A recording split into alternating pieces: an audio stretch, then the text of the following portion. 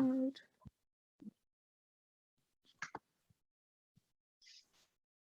You're mute. Yeah. Okay, well, welcome everybody.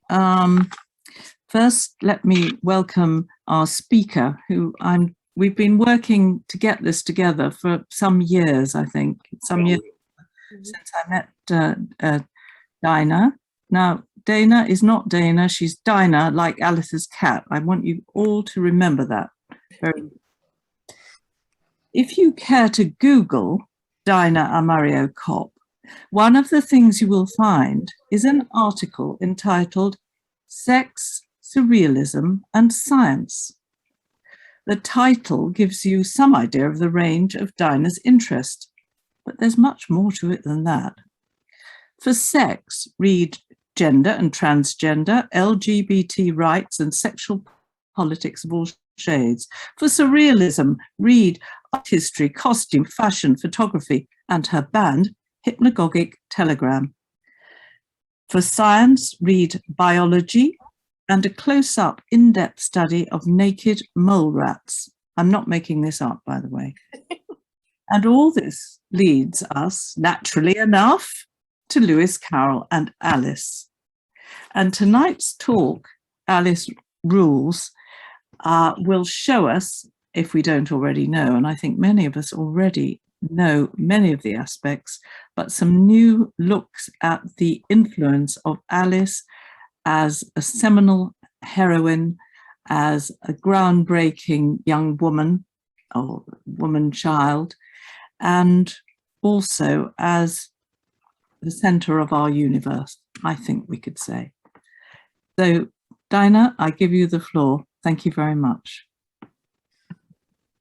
Okay, hello everyone, and thank you for attending today.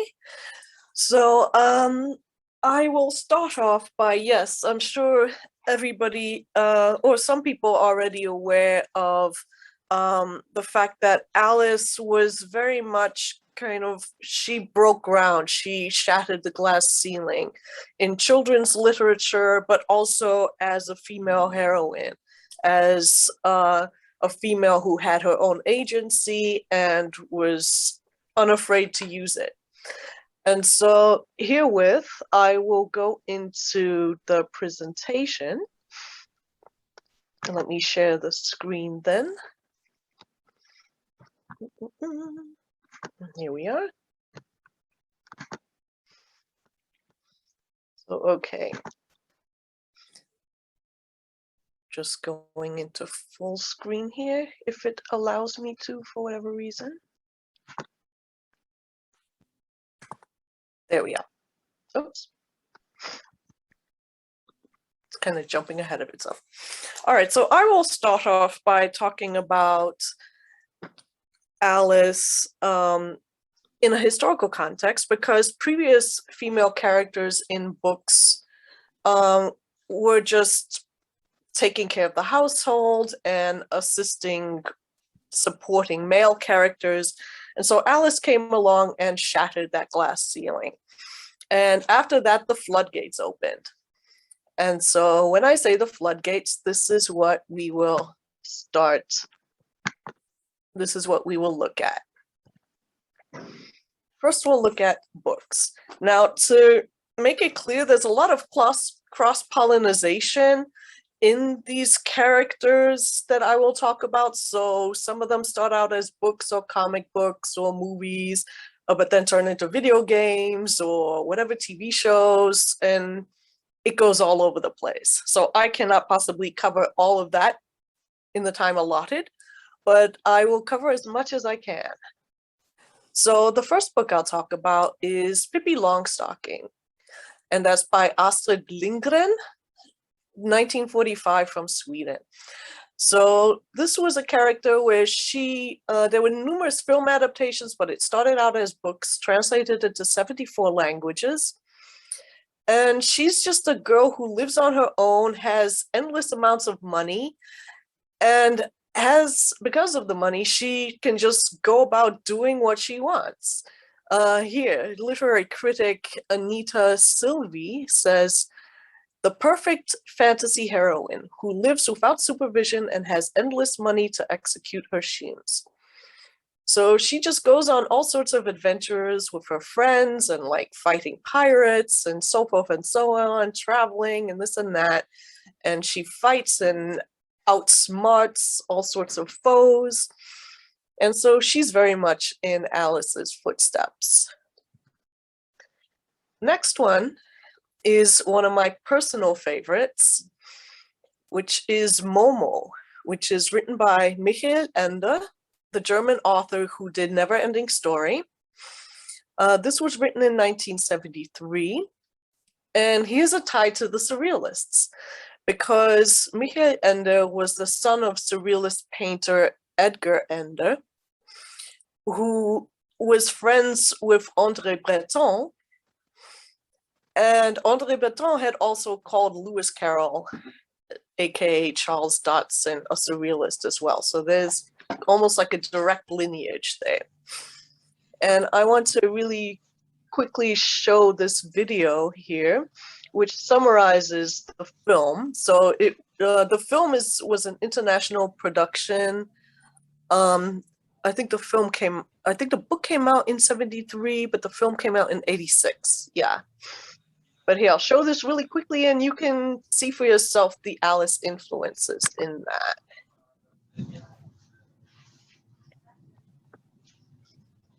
Assuming this will begin. Well, I'll chat while it decides to do that. Okay, so Momo also is a girl who lives alone and she saves the world from gray men who come to steal time.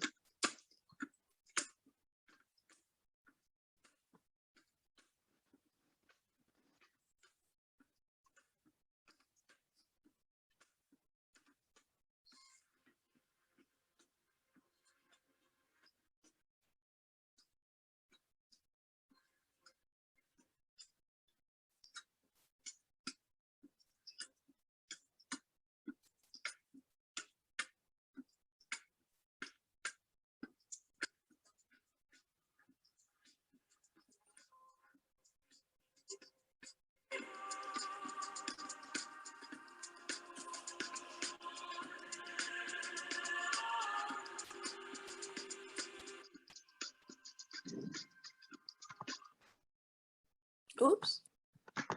I don't know why I did that.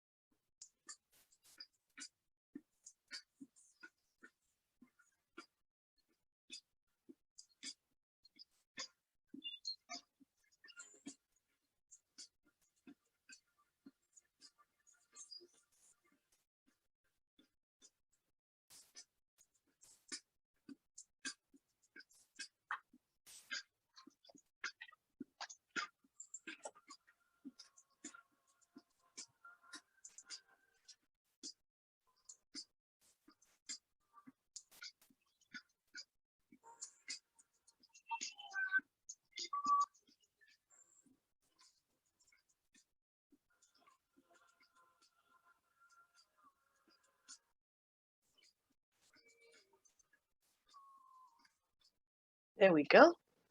So that kind of gives you an idea a little bit of the film.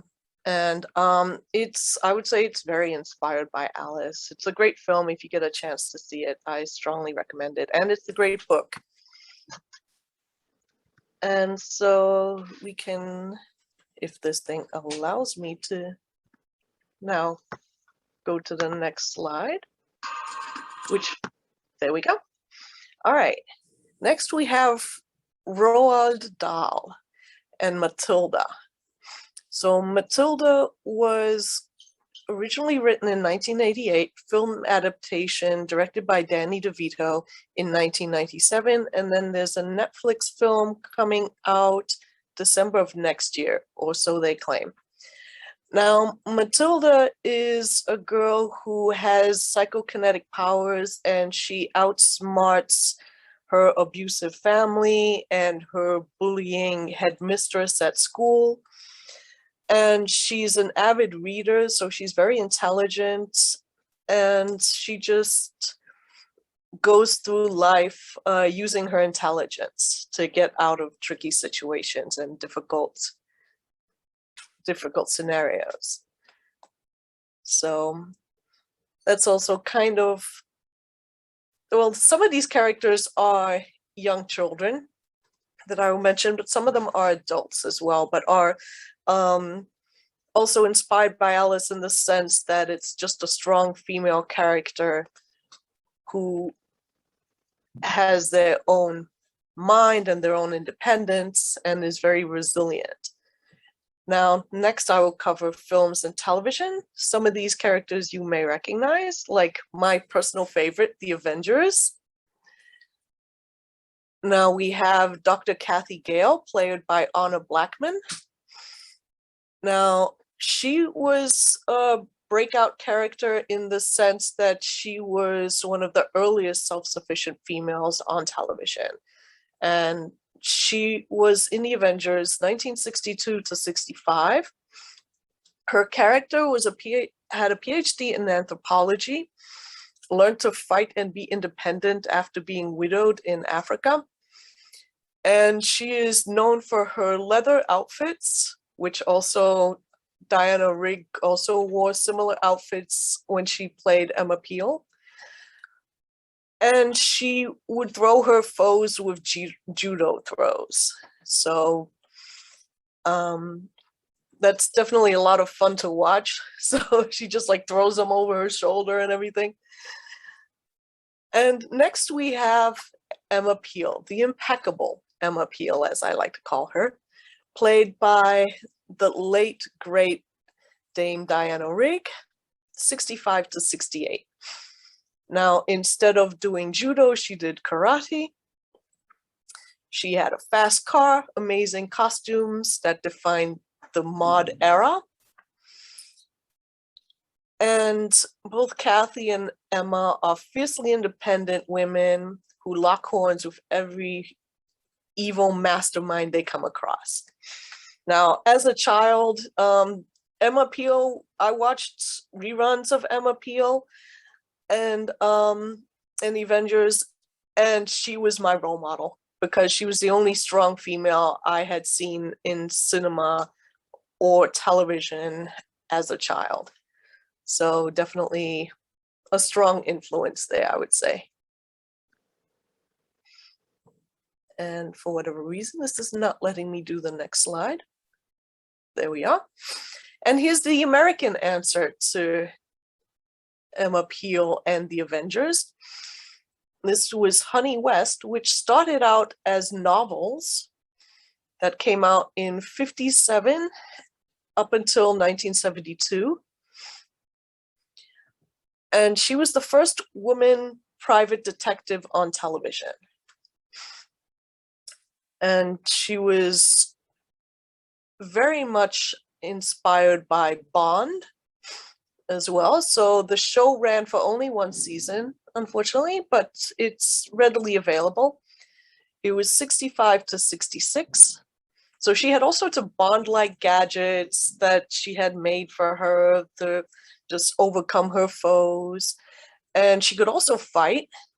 And she was known for her animal print costumes. So the women there of the 60s had each one had like their own style of clothing, which also influenced fashion at that time, and particularly influencing mod wear. And this was also the first TV show with a female protagonist in the title of the show as well. So fascinating show if you ever want to watch that. Black and white, but classic. And it's very cool. Gaming. Okay, I have played video games since they first came out. And my daughter is even more of a gamer than I am. And I started out with Dungeons and Dragons when there were very few female characters to be played, and there were extremely rare to find females who were actually playing. So here we have Tomb Raider, which also seminal character because she was the first female hero protagonist in a game, in a video game. And the first game came out in '96. The latest game is Shadow into the Tomb Raider, if I can read that from here. I can't see the screen much very well from here. But yeah, that came out in 2018. She shattered the glass ceiling herself in male gaming. So ever since her, there's been a flood of female characters in games. And this, of course, also kind of cross-pollination because it started out as a game, but then there are these films as well with Angelina Jolie playing her in 2 or 3. And then I think there's a new woman playing her now. So what really changed with her is because male gamers who usually were very reluctant to play female characters, they started playing female characters because she was strong. And so she's definitely like the beginning of the female gamer scene. Overwatch is another game which came in 2016 to present. It is a hack and slash shooter game with teams that fight each other, and each character has unique abilities. So Farah, for example, she can fly and shoot rockets. Anna is a healer and can attack. May freezes people and things. And Moira drains life out of her foes. And here is a queer character, Zarya, which is a tank character. So she's a very strong character as well. All of these characters are very strong. And what's really remarkable about Overwatch is that about half of the characters, I think, are female. And there are plenty of men who will play these characters. And this is a very well-known game, very well respected in the game industry. And these characters are beloved by all. And this is one of my personal favorites, City of Lost Children, which the movie came out in 1999, the game in 1990, I'm not seeing this correctly, 95, I think is when the movie came out. The game came out in 97. So it's directed by famous directors who also did Amélie, Delicatessen, Alien Resurrection. So Jean-Pierre Jeunet and Marc Carroll. Now the main character in here, she is Miette.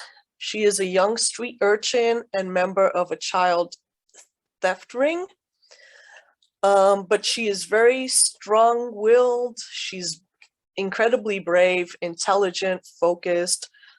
She also gets kidnapped by these Cyclops guys with the weird eyes, these cyborg type characters, but she outsmarts them. And she just continually keeps outsmarting whoever stands in her way. And so this is an amazing film. It's one of my absolute favorites. and definitely worth checking out. Now we go full circle and go to the Alice games. So some of you may be familiar with them. There are various Alice games, but I chose to cover the American McGee's Alice because, in my humble opinion, I think it's the best. I've played this game. It's basically Alice returning to Wonderland, but everything is even more warped and twisted than it was to begin with, because the characters are evil. They're out to get her in a much fiercer way than in the books. But it does pretty closely follow the books, I would have to say. And it has, I would say, almost, if not all, of the characters from the books in there. Now, there are 3 of these games. There's American McGee's Alice, there's Alice Madness Returns, and now the pre-production of Alice Asylum it was supposed to be released, I think, next year, but due to COVID, I think that all got postponed a bit. So there's no release date as of yet. But this is a phenomenal game because she basically hack and slashes her way through Wonderland. She uses, as one can see here, she uses a pepper machine gun. And she has like a hobby horse here, which she hack and slashes as well. She meets all sorts of characters along the way. And some of them help her, but most of them, I think, are out to get her.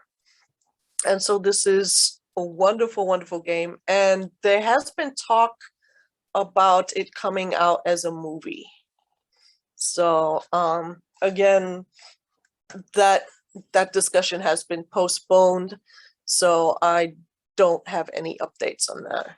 But there's also influencing in fashion, which also goes with the gaming and the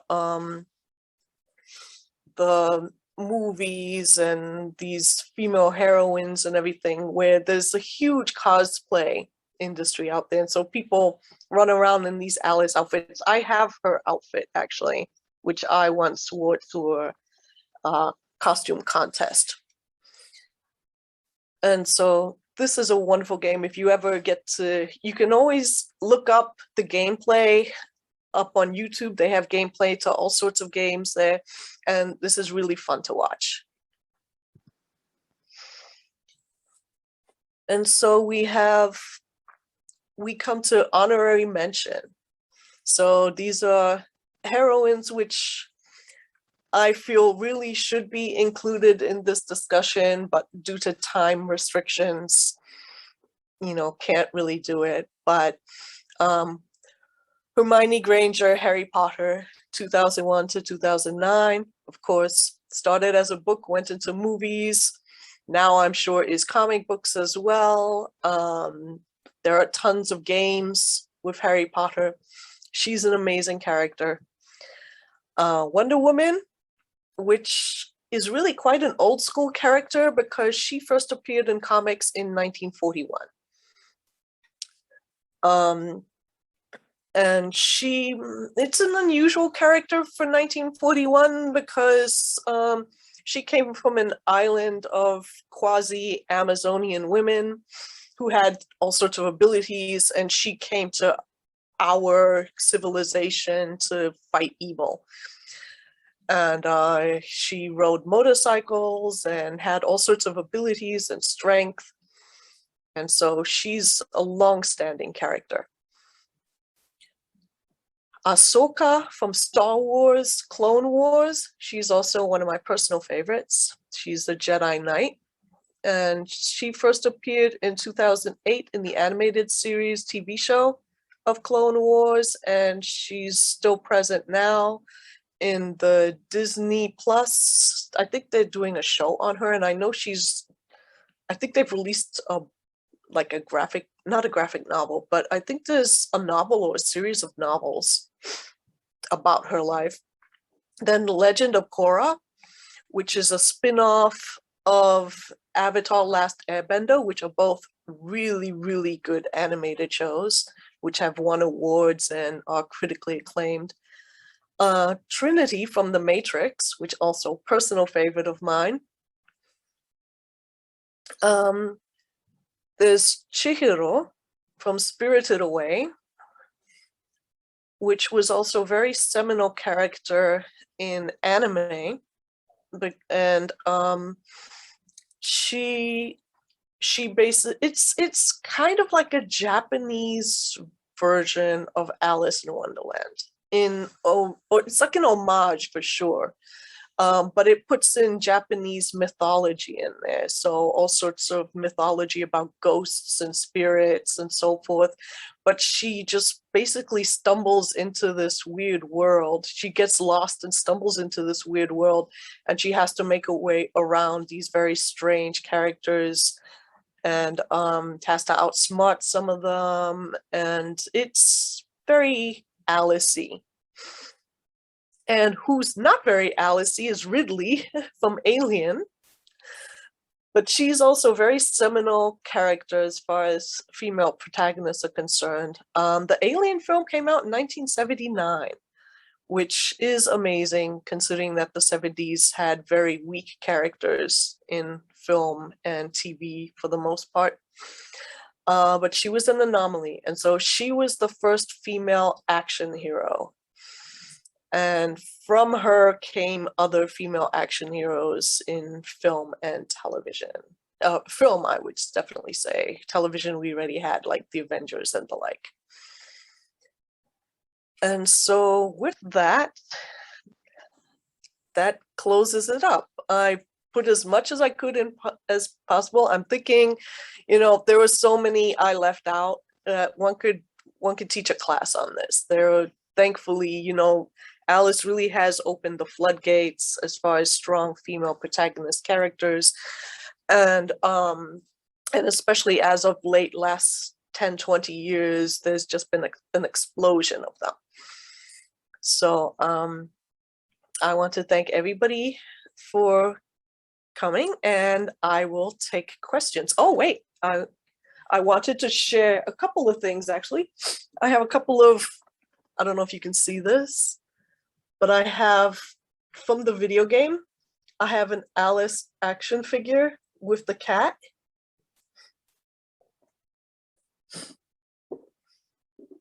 And I have another one, which is the rabbit from the Alice game. So yeah, and that's it. Thank you very much. Thank you, Daina. Goodness, what did the Reverend Dodgson unleash on the world? Is slightly my reaction. What interests me also, I'm sorry to jump in first, but otherwise there'll be, I might not get a chance. Yes, Alice, the original Alice, is pretty, she's innocent. She's, I would say, non-sexual. She's non-violent. And her defense is her intelligence and her use of language and her use of logic.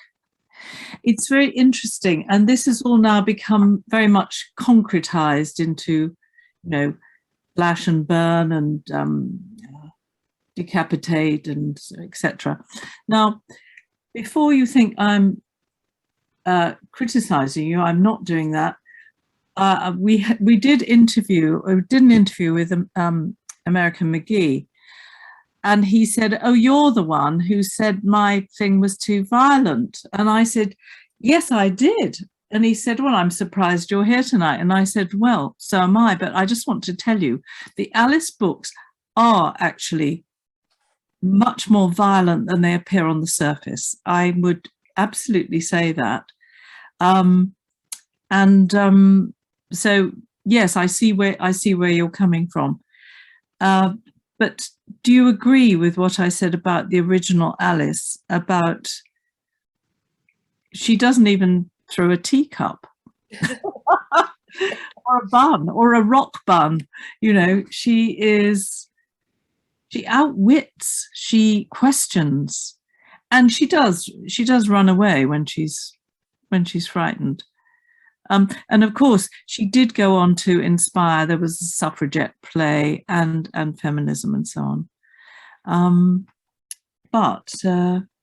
Yeah, what do you have to say about how this evolution has almost gone to the other extreme?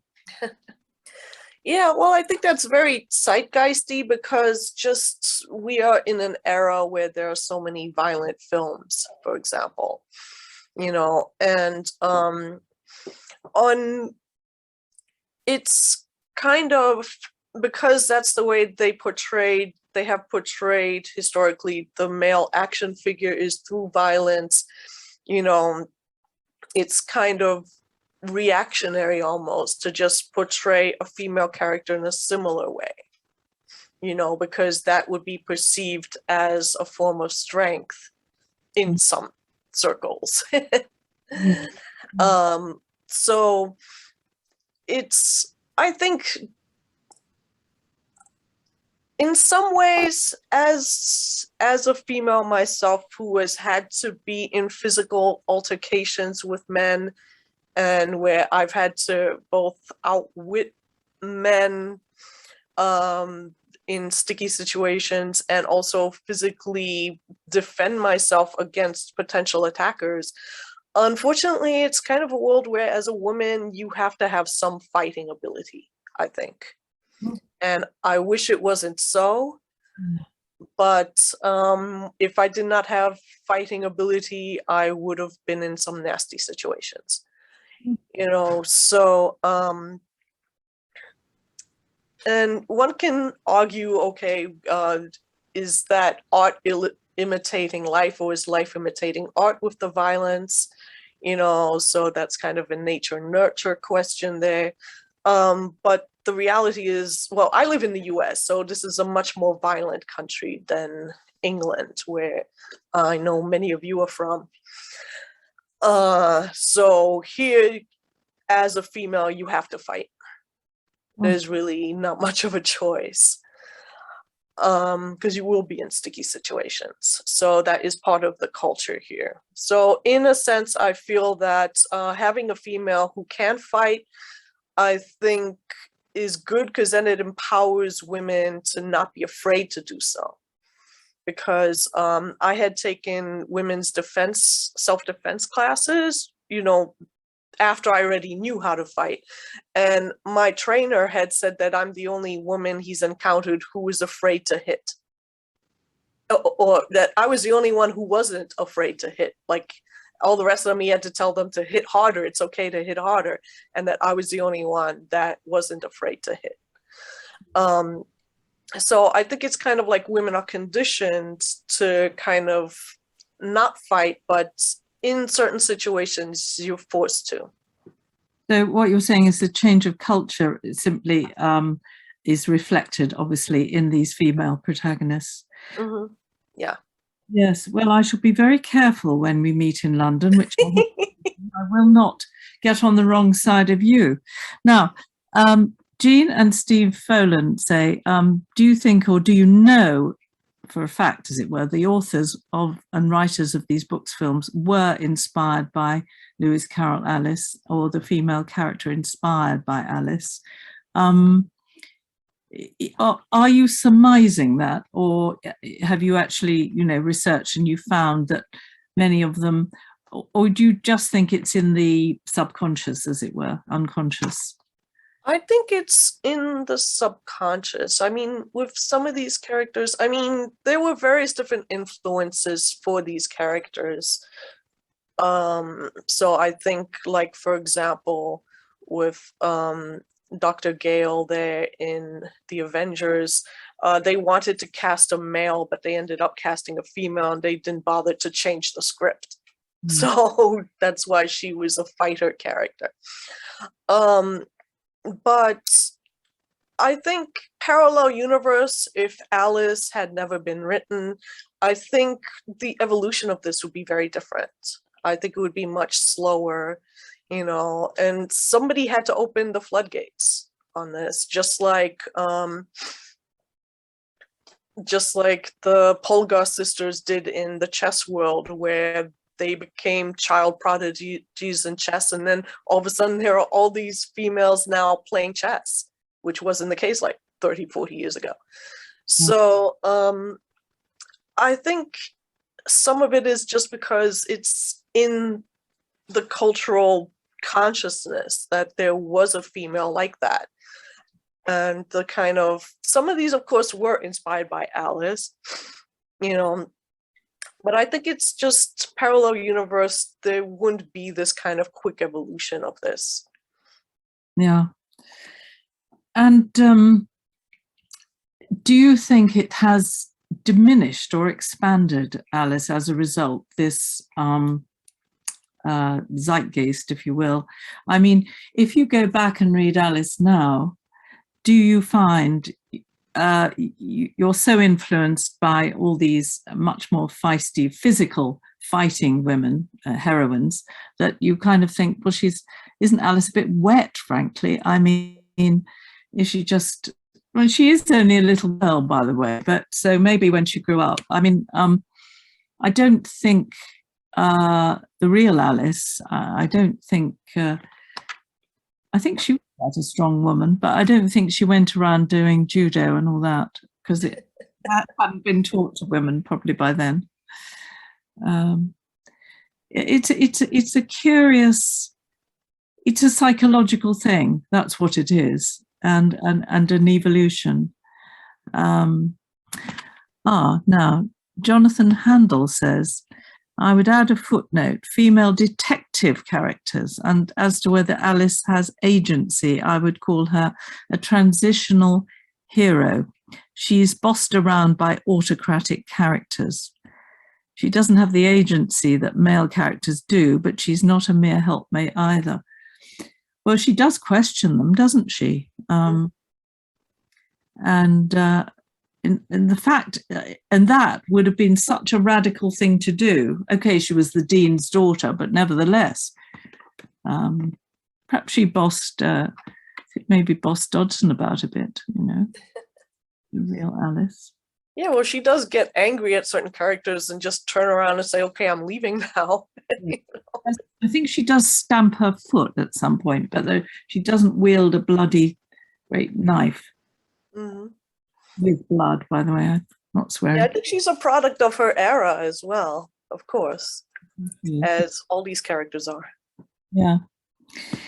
And it's interesting, isn't it, that in the modern film versions of Alice now, the Hatter has become a very sinister chap, and some of the other characters are taking on more modern,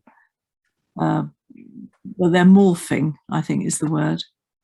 Is that the word? Would you agree with that? Mm-hmm. Yeah. Well, Alice, of course, is open to interpretations, because I have like a whole collection of Alice films starting from The Silence on up, and like a lot of international ones as well.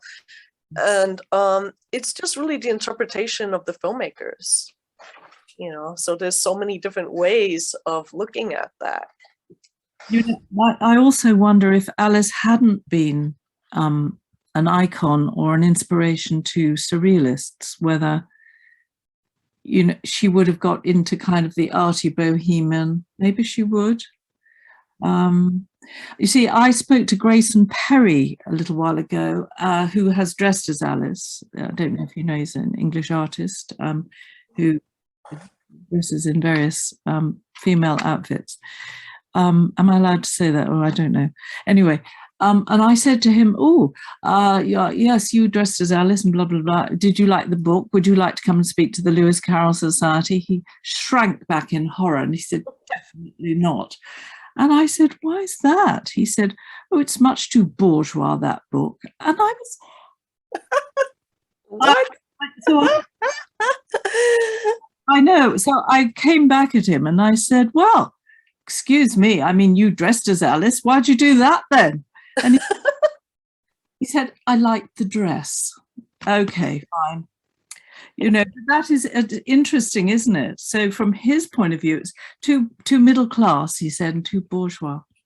Huh. He doesn't see the anarchy. He obviously doesn't see the madness, the anarchy, and the wildness of it all. Mm-hmm.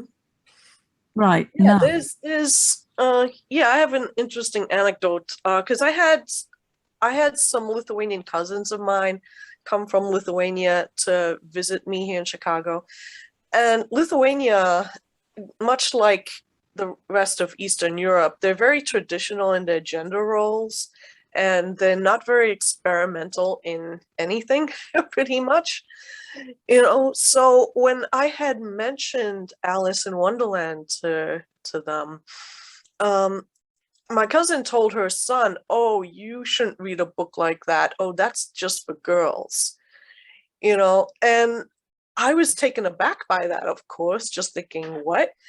But it made me remember that, yeah, you know, that's a very patriarchal culture, despite the fact that they just had a female president, which very bizarre. But yeah, it also depends on like the culture you look at, because some people just really think that it's a very backwards perception, and it's becoming more and more backwards by the day, to perceive a female protagonist as being like a girl's story, you know, just for girls. Like even gamers don't think that anymore. And gamers used to be very macho and, oh, we're not going to play a female character, and now they're happy to do so. You know, so even that has changed. So I guess Lithuania's a little far behind on that. Well, Stephen O'Neill's just made a nice comment. He says, like the heroines in Daina's presentation, is never afraid of Alice, like the heroines in Daina's presentation, is never afraid of her bullying adversaries.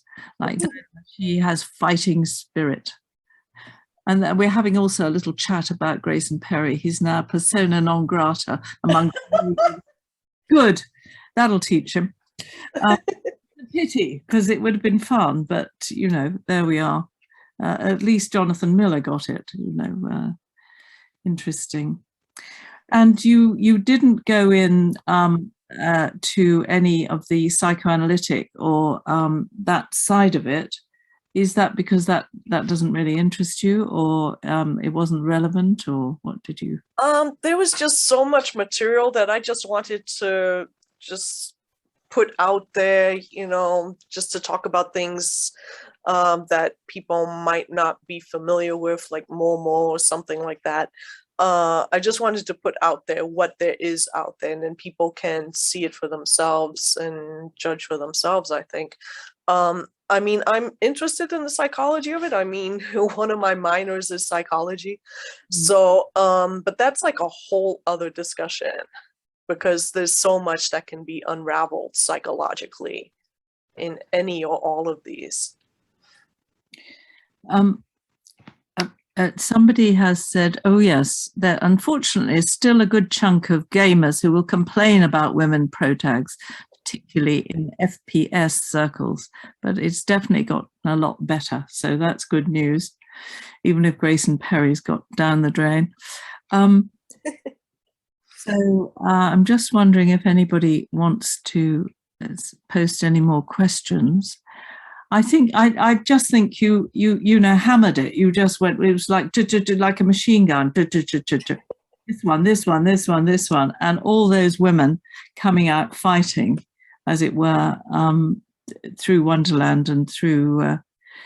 Well, it's been a great pleasure to have you here talking on this. It's quite an interesting departure for us. I mean, we have, as I said, spoken to American McGee, but since Zoom, suddenly we've got, well, we used to have things like physics and mathematics, of course, and lots of literary book type comparisons, but it's very interesting now. Zoom, we can have an international meeting like this one, and we can discuss all kinds of other media in a much better way, I feel. One little footnote: Diana Rigg. Thank goodness you didn't meet her. I approached her once and said, oh, you know, you were my role model as Emma Peel. I have never received such a withering look. A million people must have said that to her, and Wow. anyway, I just thought I'd put you straight on that one. Well, it's great. So Alice rules, which I think we all know anyway, and it's been a great pleasure to have you giving us this talk, and we look forward to seeing you, Daina, in at the end of December. Yes. Maybe we can, if anyone is in London and is not daunted by the dreaded virus, maybe we can meet up for a supper or something, and that would be fun. And so there's some nice remarks on the chat for you, and I'd just like to thank you. Thank you. Yes, and as a side note, I wanted to show my Emma Peel inspired jacket that I designed. I don't know if you see that very well, but it's definitely like kind of floppy like hers. Yeah. All right. Well, I want to see you doing it. There we go. Karate move in it then. Well, that's great. And oh, one last thing. I'm sorry to show off, but I can't help it. You do know why she's called Emma Peel, don't you? Yes, masculine appeal. Man appeal. Man appeal. Yep. Yep. Oh well, I thought not many people know that, but it appears that they do. Anyway, on that note, thank you very much. Okay, thank you. Thank you everyone for showing up. I don't know how we can get off here. We may have to stay on here for eternity now. Well,